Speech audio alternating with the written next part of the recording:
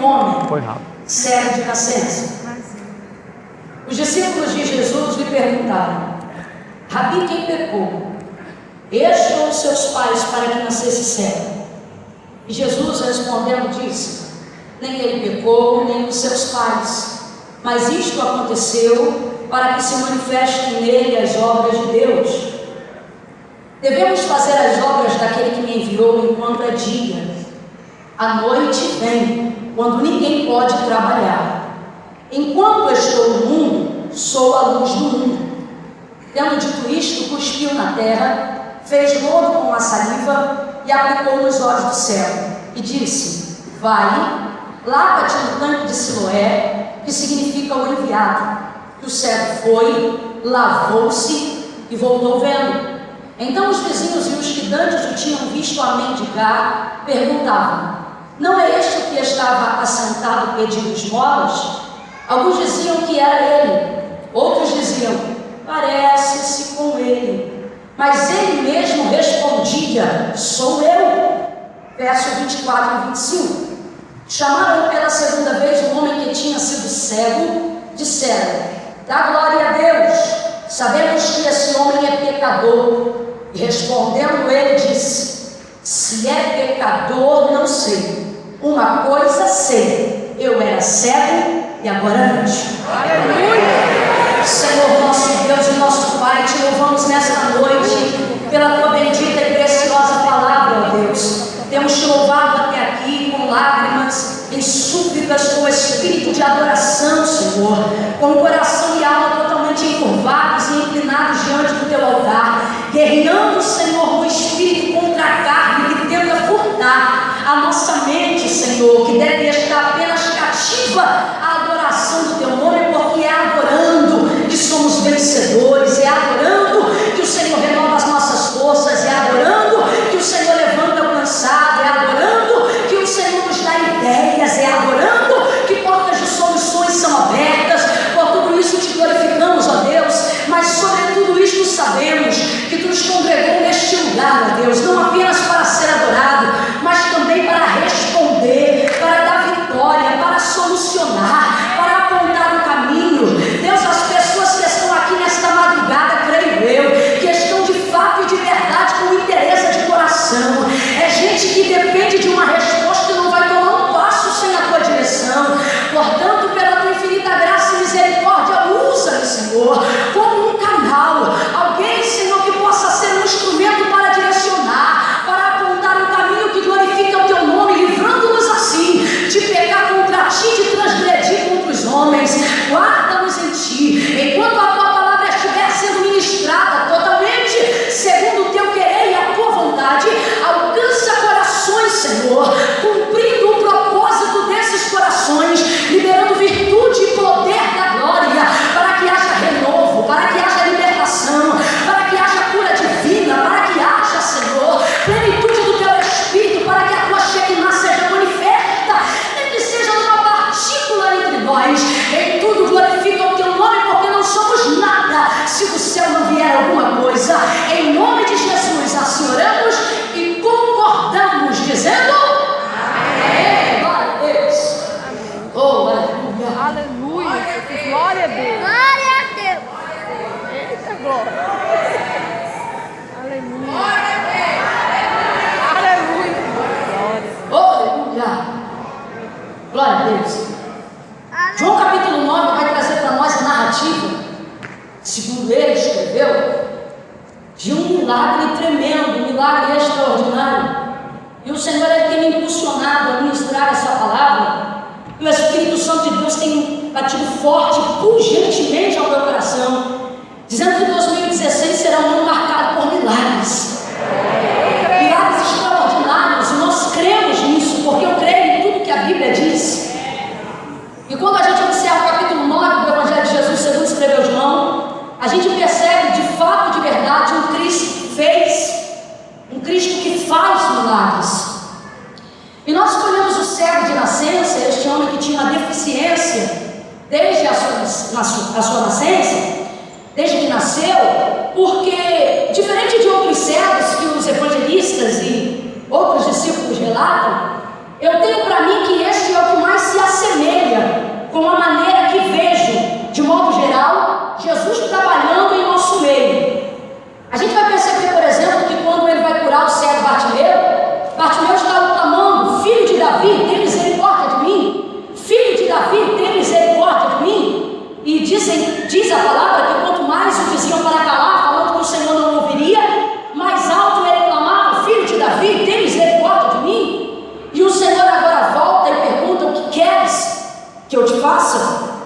Está na cara que ele tem uma deficiência e que ele deseja ver, mas obviamente o Senhor lhe pergunta, porque os céus não trabalham apenas para quem precisa, mas sobretudo para quem deseja. O próprio Jesus ele vai explicar isso quando ele nos ensina a orar, e ele vai dizer: de todas essas coisas que vocês andam ansiosos, o Pai dá sem pedir. Ele está nos ensinando a orar melhor, ele vai dizer: gastem mais tempo na oração, colocando aquilo que vocês desejam, porque o que vocês precisam a gente faz até sem vocês pedirem. Quem aqui de ontem para hoje pediu fôlego de vida para acordar respirando? Levanta a mão. Você vê uns 10, imagina o restante, era para estar tudo morto. Mas o Senhor tem feito aquilo que nós necessitamos. Então agora ele chega, vira-se diante de Bartimeu e ele diz: o que queres? Não é o que precisa, é o que queres que eu te faça. E Bartimeu vai dizer: eu quero ver. Ele diz: então veja. Em uma outra oportunidade, o Senhor vai encontrar-se com um outro cego que andava pela aldeia de Betsaida.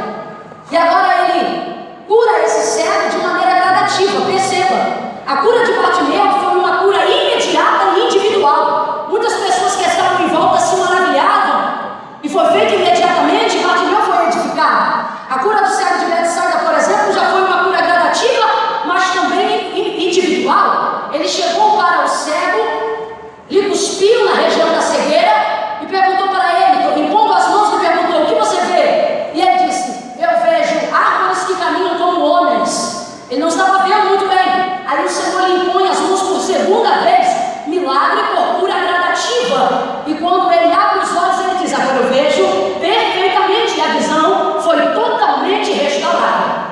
Então a gente vai ver um milagre imediato, a gente vai ver um milagre gradativo. E por que o cego de nascença? Porque o cego de nascença, ele traz para nós um milagre participativo. Você vai ver que ele participa da obra que Jesus está realizando na sua vida. Depois que ele é curado, perguntam para ele: me diga, como foi que te abriram os olhos e você passou a ver? Ele vai dizer: um homem chamado Jesus jogou lama, jogou lodo, eu joguei água e passei a ver. Então nós precisamos entender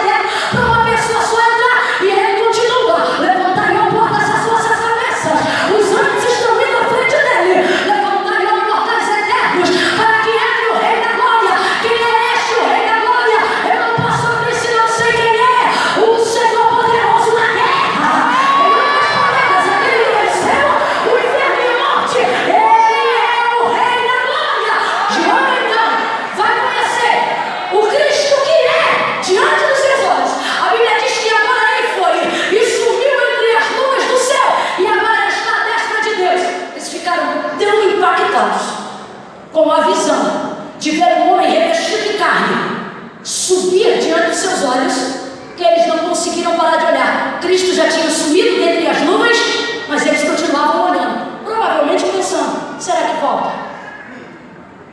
Obviamente entristecidos, se foi o mestre. Mas a Bíblia diz que destes anjos que estavam ali, 2 que deviam subir ficaram. E esses 2 que ficaram olharam para eles aqui embaixo, que estavam olhando para cima. Oh, irmão, às vezes a gente está olhando para cima, né? Oh, Jesus. E dizem para ele: varões galileus, que é que estás olhando para as alturas? Porventura não sabes que este mesmo Cristo que viste subir em glória de igual forma que não foi voltar lá? E a Bíblia diz que saindo dali foram para a casa de Maria para orar. João então conheceu o Cristo, que é porque viu, e conheceu o Cristo que viria. Este mesmo Senhor se apresenta para ele quando preso na ilha de Patmos, arrebatado em espírito numa visão, e diz para ele: eu sou o Alfa e o Ômega. Agora ele não conhecia o Cristo intermediário. Depois disso você vai ver categoricamente a gente tratando o Senhor como aquele que foi, como aquele que será até o final, e como aquele que administra o meio entre o começo e o fim. Começa. Oh, aleluia! Sabe por que é aquele que começou a tua obra é fiel para terminar? Porque ele também está no meio. Ele é aquele que é, aquele que é. O homem do meio e aquele que há de vir. O que ele está dizendo é: me responsabilizo pelo começo e me responsabilizo pelo fim, porque também administro o meio entre os dois. Apocalipse capítulo 1, verso 18. A Bíblia vai dizer que João vai se comportar como alguém que está maravilhado por ver uma revelação apoteótica da glória de Deus. É uma visão. Então ele cai diante dos pés de um anjo, impactado pela glória. O anjo imediatamente coloca ele de pé e diz: João, eu sou teu conservo, fica de pé. De repente ele está de pé e daqui a pouco ele cai de novo, pá, desmaiado. A Bíblia diz que João cai desmaiado como morto. Gente, pelo amor de Deus, o homem estava numa visão arrebatada em espírito. Como é que uma pessoa em espírito fica desmaiada em espírito? É muita glória. Diante daquilo que ele via, ele caiu. Quando ele caiu, a Bíblia diz que por trás dele, ou seja, não o viu de frente, foi só o poder da sua presença. Foi só o poder da sua presença. Jesus lhe aparece agora glorificado em uma visão que ele não sabia, e coloca a mão sobre o seu ombro e diz: João, sou eu. Primeira coisa, João, ele sabe meu nome, ou seja, ele me conhece. Sou eu. Ele acha que eu conheço ele também, porque sou eu, a gente só diz para quem a gente tem intimidade para conhecer. Você entenda que ele não apenas passava, mas você entenda que hoje ele continua passando. Ele continua curando, ele continua libertando, ele continua edificando, ele continua salvando, ele continua levantando. Jesus não mudou. Jesus Cristo é o mesmo.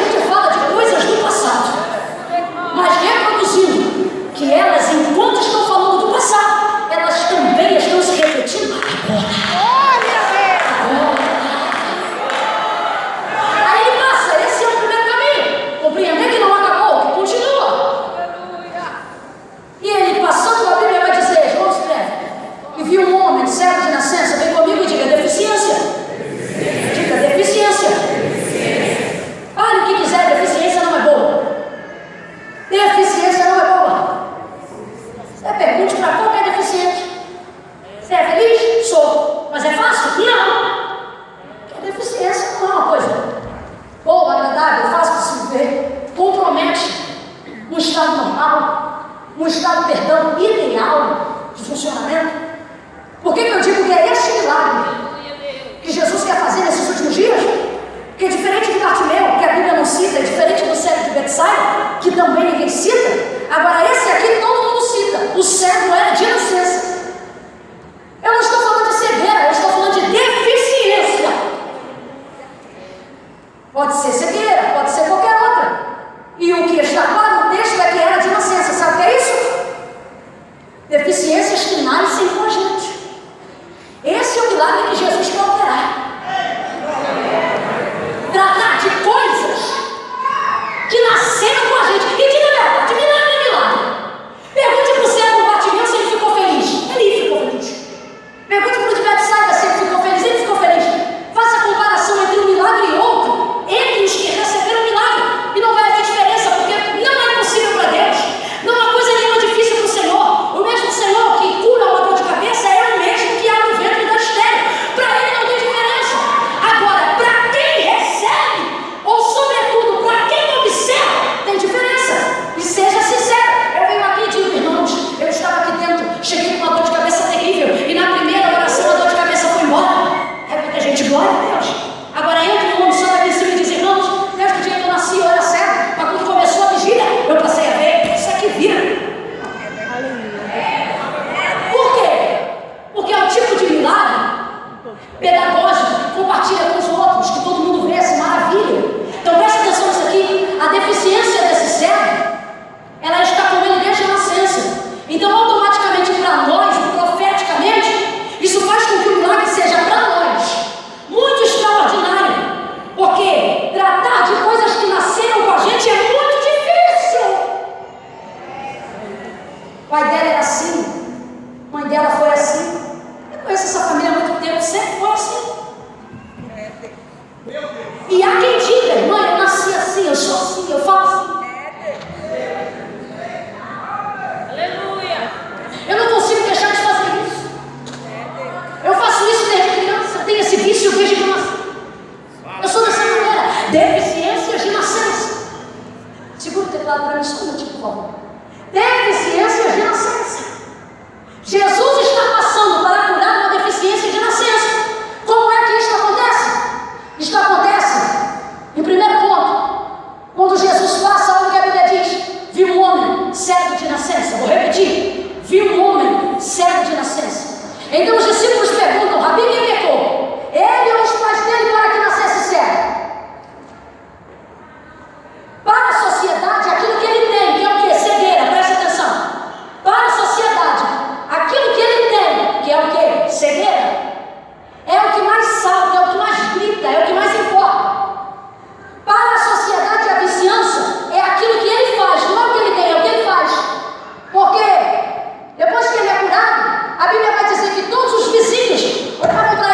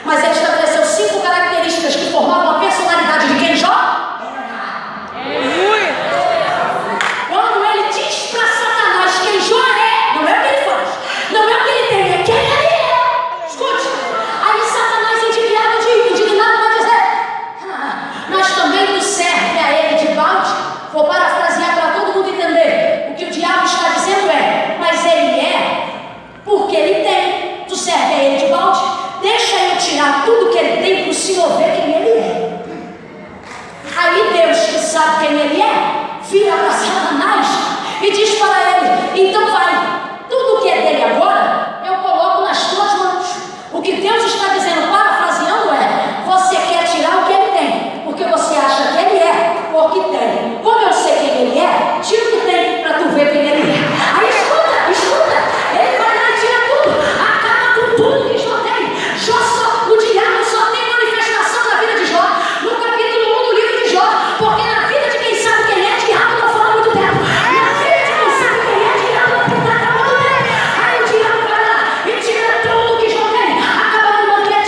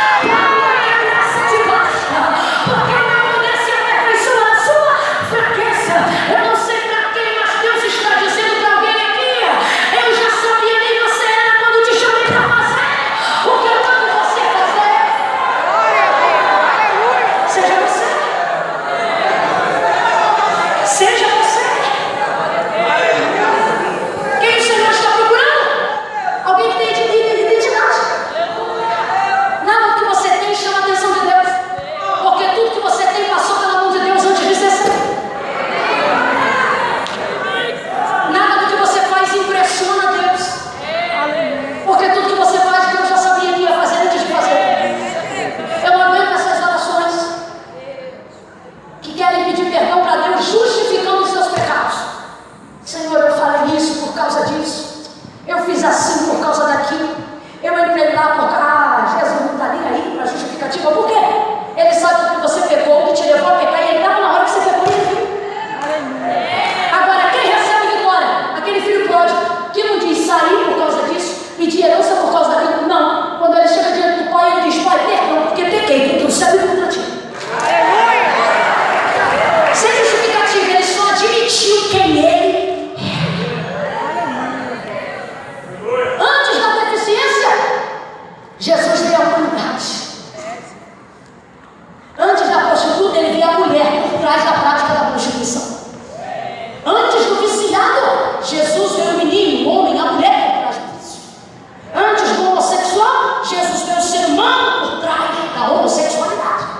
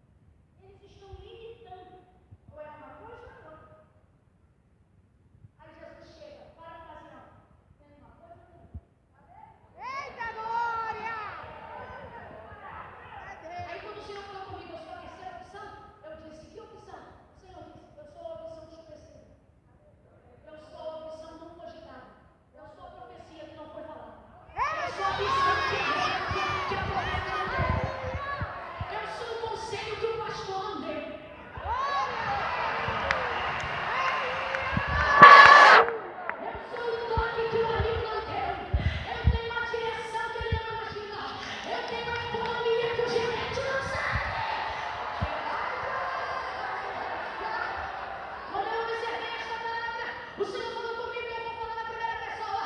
Diga ao meu povo que eu sou surpresa. Eu sou surpresa. Tem surpresa em 2016. Tem surpresa. Ele vai fazer uma coisa que não falou que ia fazer. Ele vai fazer uma coisa que não falou que ia fazer. Ele vai fazer.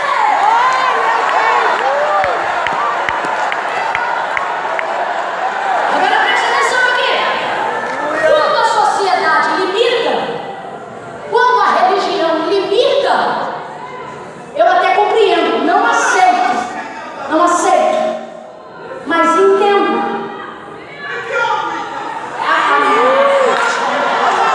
Agora, o que me incomoda mesmo é quando a gente limita. Está pensando que eu estou pregando só o céu, eu estou pregando a sua vida. Vou falar mais no populacho, porque quem me conhece sabe que me irrita a cara de brisa. Não é comigo, não estou entendendo, vai entender.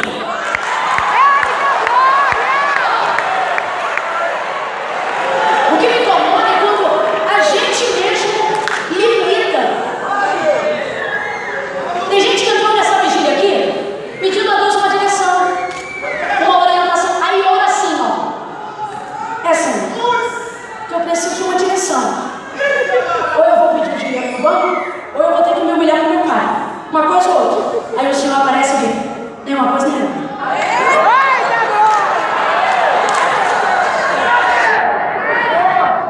João capítulo 4, vou falar sobre a samaritana de novo. Jesus disse assim: traz-me aqui o teu marido. Eu não tenho marido. Disseste com verdade porque tu já tiveste sim? E o sexto não é teu marido. Pecado foi confessado. Ela está constrangida. A vida foi exposta. Imediatamente parece que ela muda do assunto e do nada ela sai. Aonde é que se deve adorar? No templo ou no monte? Parece que quer fugir da conversa por constrangimento. Ah, não. Entenda a cultura da época. Agora que ela foi exposta, ela tem que entrar mesmo na conversa.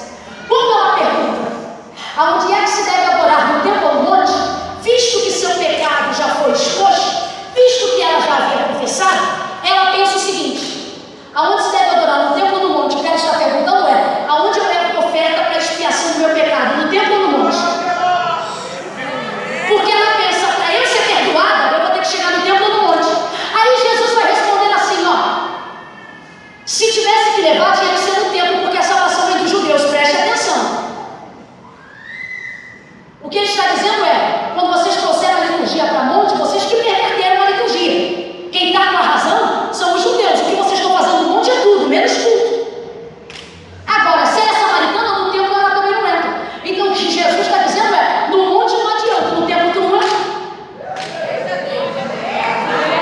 Ela está dando a limitação, e o que ela está dizendo é: aonde se deve adorar? A adoração aqui está fazendo alusão ao arrependimento, porque para o Senhor, verdadeiro adorador é o que se arrepende do que fez. Quando ela escute, quando ela está arrependida do que faz, então ela diz: aonde leva a oferta? No templo ou no monte? Aí Jesus acaba com o problema dela. Ela está limitada, e nenhuma das limitações é solução, é luta, porque no monte Deus não recebe, no templo ela não entra. Aonde se deve adorar? No templo ou no monte? Se fosse para levar, seria no templo, mas como lá tu não entra? Aí ele diz: a hora chegou. O que ele está dizendo é: quer perdão, vou dar agora. Quer perdão, vou dar agora. Está arrependida? Então não vai precisar Santa Ceia de domingo. Vou te perdoar agora. A hora chegou e já vem. Entre os verdadeiros adoradores, entre os verdadeiros arrependidos, não vamos esperar o domingo da Santa Ceia. Nós vamos se arrepender no ônibus, no carro, no trem, no metrô. Ele é espírito e é verdade. Olha pra cá. Quando ela diz no monte, no templo, aí Jesus diz: a hora vem, parará, perdoa ela. Sabe o que ele está dizendo? Nem no monte, nem no templo. Aonde então? Vou fazer o que tu quer, por um caminho que tu não conhece. Quando os discípulos perguntam: o pai ou a mãe? Ele diz: nem o pai nem a mãe. Vou abrir hoje os olhos de vocês, para vocês verem uma coisa que vocês nunca viram. Vou continuar falando. Entrou aqui e está assim: irmão, porque hoje eu vim precisando de uma resposta. Ou sai eu ou sai meu marido. Jesus me trouxe aqui para te dizer: nem sai tu, nem sai teu marido.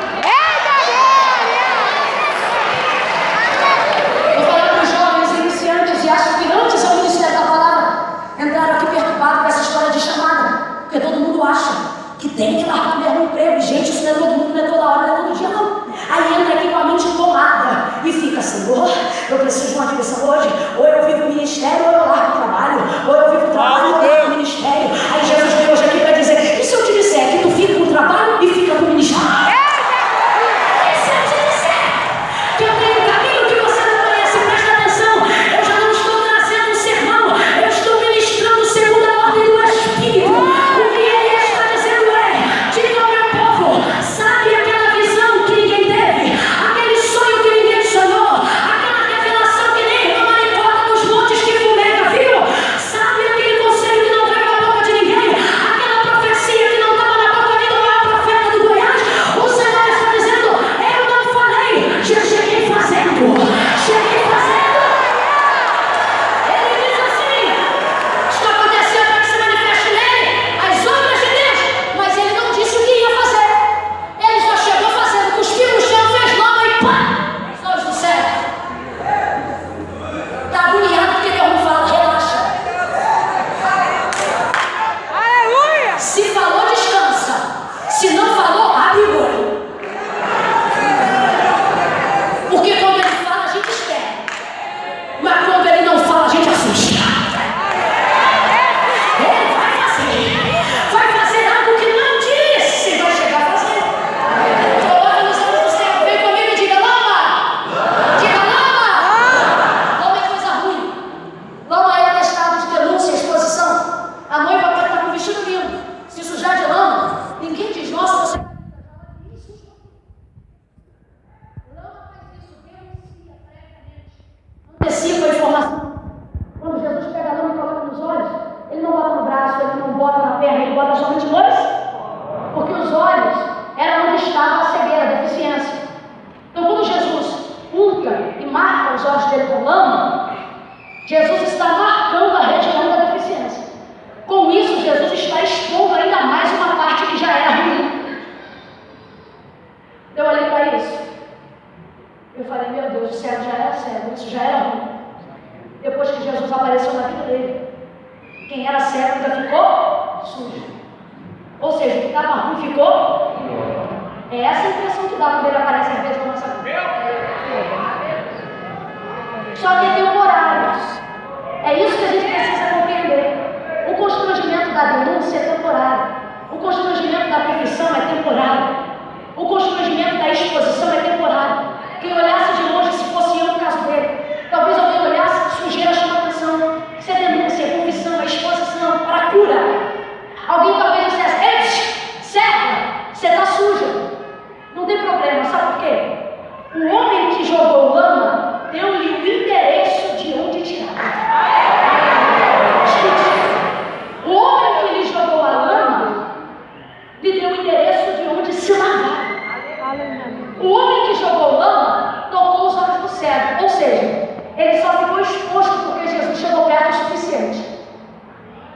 Tem gente que não é exposto, também não chega perto. Não fica sujo, mas também não fica curado. Não se constrange, mas também não é sarado. Não se expõe, mas também não vive novidade. Não se declara, mas também não vê milagre. Quando Jesus... Glória a Deus!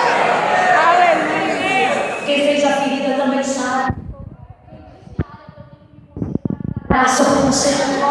Quem diz a quem eu tenho que pedir perdão quando eu não fiz nada, me dá coragem para voltar de cabeça erguida. O homem vai, quando ele está no tanque, ele lava. Olha para cá que eu fecho aqui. Ele lava. Quem curou ele, gente? Sem amigo não, em nome de Jesus. Quem curou ele? Jesus. Quem curou ele? Jesus. Jesus curou ele. Então a cura veio na lama. Quando Jesus o curou, Jesus o tocou. Eu acho interessante. Tem gente que vai embora justamente nessa hora. Por quê? Nessa hora que eu digo, nesse momento profético, porque é a hora que Jesus chega perto demais. A maior prova que a gente sabe que chegou perto demais não é quando a gente se acha o máximo, mas é quando a gente se constrange. Quando você vê alguém se achando super crente, pode ter certeza, ele ainda não está perto o suficiente. Aleluia! Quem chega perto demais recebe a lama, se constrange. Agora ele vai para o tanque e ele lava. Quando ele lava, a cura veio na lama, veio no toque, porque quem o curou foi Jesus. Só que ele não podia ver que estava curado, porque Jesus o curou colocando lama. Saliva uva e pó da terra. Ou seja, eu estou curado, mas não posso ver que estou curado. Então ele estava curado, mas não sabia que estava curado. Teve que lavar para evidenciar a cura que Jesus já tinha realizado. Quando ele chega no tanque, ele só chega para evidenciar. Ele não chega para se curar, porque quem curou ele foi Jesus. Tem coisa que já aconteceu e você só não viu porque ainda não se lavou. Aí ele chega no tanque, e quando ele joga água, ele tira a lama, presta atenção aqui, ele passa a ver. Gente, agora raciocina comigo, o camarada nunca viu. Ele nunca viu nada, ele é cego, desde o dia que nasceu, ele nasceu cego. Quando ele lava a água, lava o rosto na água, isso é o que a gente chama de conjectura natural. Não está no texto, mas é natural a visualização que está a preceder. Quando ele joga água no rosto, ele vai ver que se curou. Obviamente ele vai ver por quê? A água é o primeiro espelho da humanidade. Dado o seu reflexo, dada a luz, ela reflete a imagem de reflexo.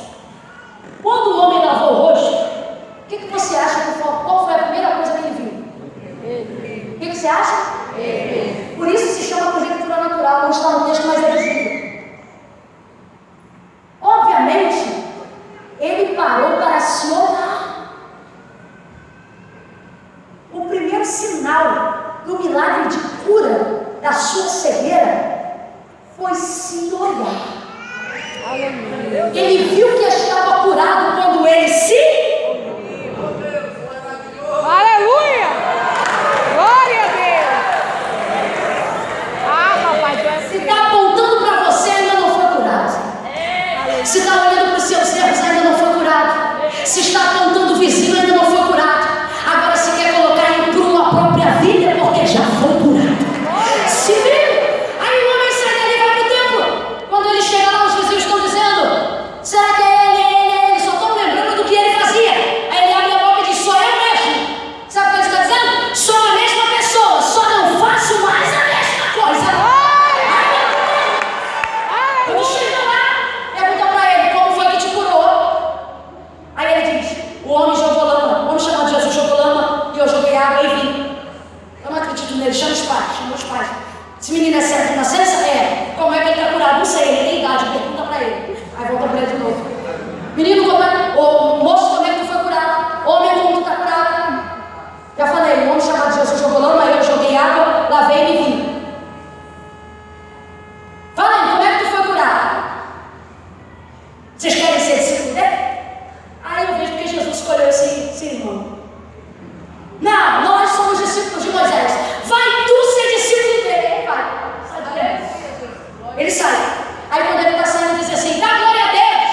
Esse homem é pecador. Ele vira: se é pecador ou não sei. Uma coisa eu sei, eu era cego e vejo. Sabe o que eu quero dizer? Se vocês acreditam no milagre, eu sei o que eu recebi. Se vocês vão fazer tudo em ação de graça pela minha vitória, eu sei o que ele fez comigo. O homem está convicto e ele é certo. Não importa o que digam, eu sei o que eu vivi. Não importa o que digam, eu sei o que eu vivi.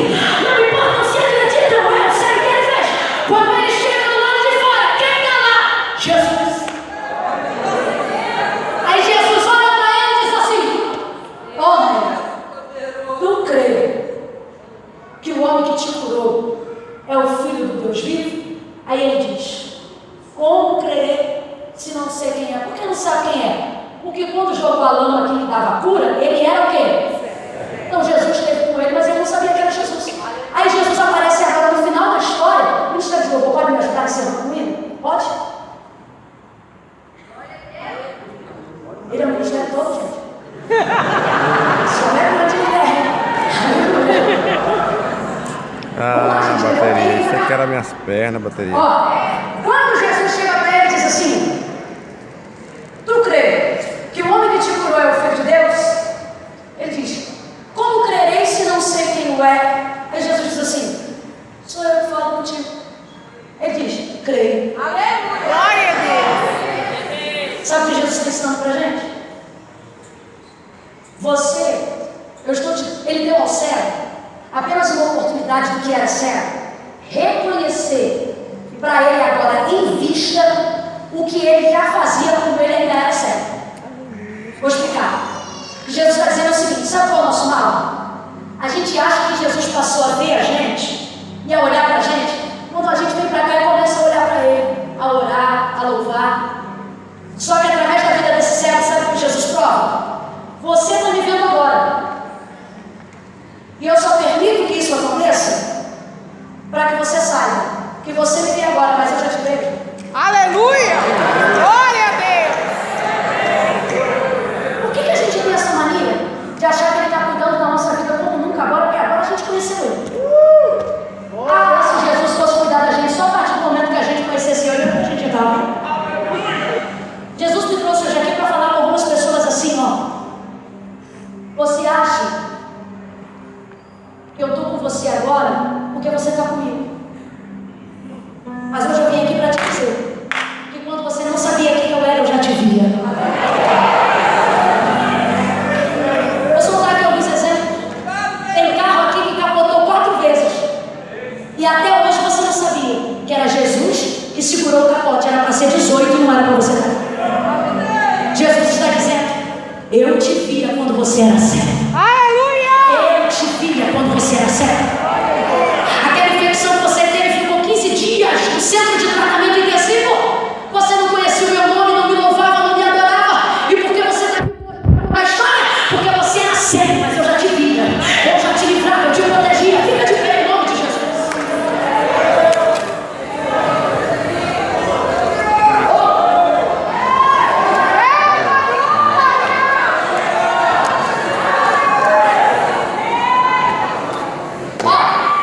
Eu tenho 2 convites. Quantos?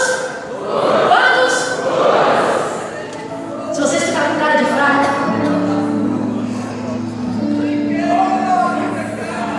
eu vou falar mais 40 minutos para mostrar para vocês o que é vigília. Vocês se animam, gente? Vamos lá. Levanta a cabeça, puxa a barriga, estufa o peito, vamos dar mão para ver. Isso aí. Aqui, ó. 2 convites. Primeiro, eu sei que vigília propõe convite a muitos crentes. A gente está buscando ocasião para buscar Deus. Mas pode ser que nessa noite haja em nosso meio alguém aqui que ainda não sirva, não tenha reconhecido ao Senhor como o Senhor da sua vida. E veio hoje aqui. E o Senhor está te dando uma oportunidade. Ele criou tudo isso para te dar uma oportunidade de reconhecer. A oportunidade está aberta, então não a despreze. Não a despreze. Se você está aqui e quer fazer uma aliança com Deus hoje, quer reconhecer, você vai ter a oportunidade